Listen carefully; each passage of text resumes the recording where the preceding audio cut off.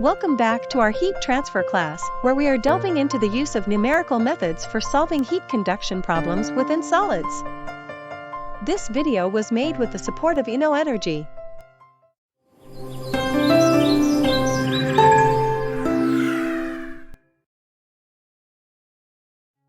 After the calculation of conductances, let us focus on the system of equations for the steady state, its resolution, and the analysis of results.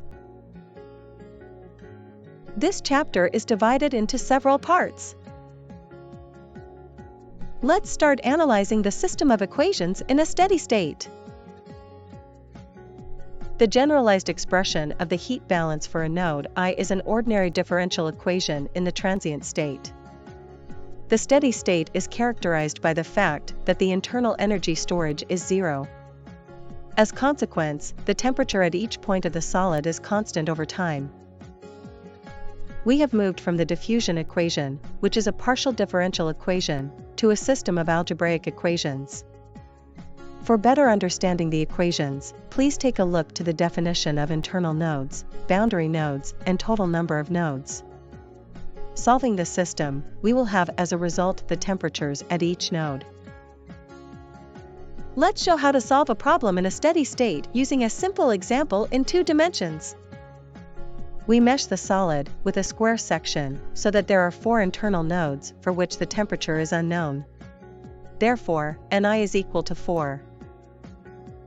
At the bottom, the solid under study is in contact with a solid base at a known temperature.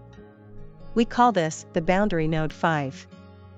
On the sides and at the top, the solid is in contact with a fluid at a known temperature.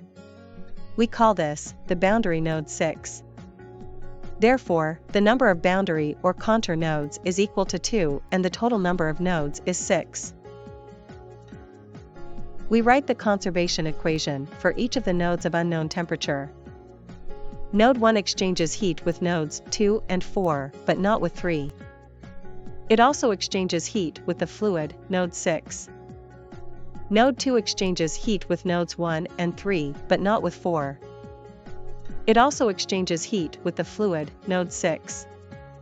Node 3 exchanges heat with nodes 2 and 4, but not with 1. It also exchanges heat with the fluid, node 6. And with the lower solid, node 5. Node 4 exchanges heat with nodes 1 and 3, but not with 2. It also exchanges heat with the fluid, node 6. And with the lower solid, node 5. With this last equation, we complete the system of equations. Solving the system of equations, we obtain the temperatures.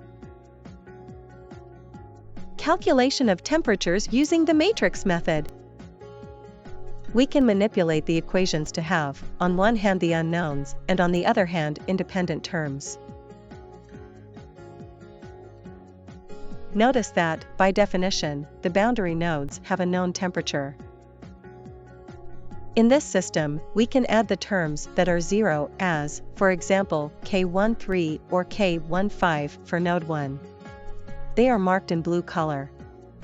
In this way, adding the conductances that are 0, we have an easy way to convert the system of equations to a format of matrices and vectors. This example is for 4 internal nodes and 2 boundary nodes. Let's write the general expression for a problem with Ni internal nodes and Nb boundary nodes. The resolution of the system of equations can be done with the operation of matrices and vectors. To find the vector of inside nodes, T, you must multiply the matrix of boundary nodes, Kb, by the vector of boundary nodes temperatures, Tb. After that, you must sum the generation vector, Gv. This sum, multiplied by -1, is multiplied by the inverse of matrix, Ki. The heat transfer rate. After calculating temperatures, we can calculate the heat transfer rates between 2 nodes, with a specific boundary node,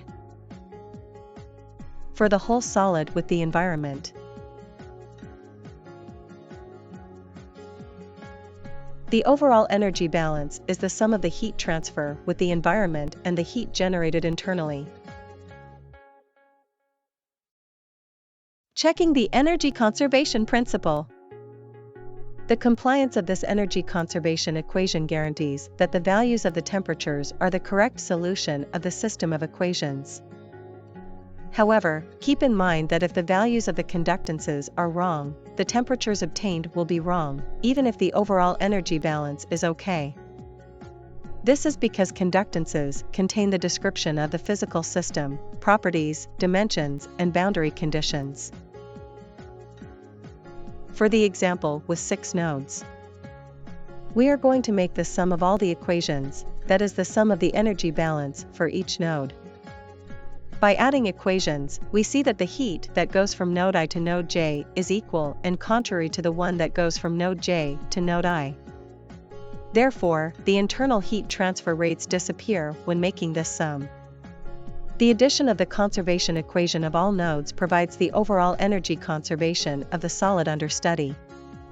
Only the components with the boundary nodes and the components with generation are not cancelled. We can separate the different types of components of the overall energy balance. In a steady state, this sum must be 0. We must check if this is fulfilled. Wrapping up. The system of equations to find the temperature distribution in a discrete model of a solid consists in the energy conservation equation for each node. In a steady state, the sum of inputs and the energy generated must be 0. For this example, in 2 dimensions there are 4 algebraic equations. The result is the unknown temperatures. The system of equations can be solved using the matrix method. After the calculation of temperatures, you can calculate the different components of the heat transfer rate. Finally, you must check the overall energy conservation equation for the solid.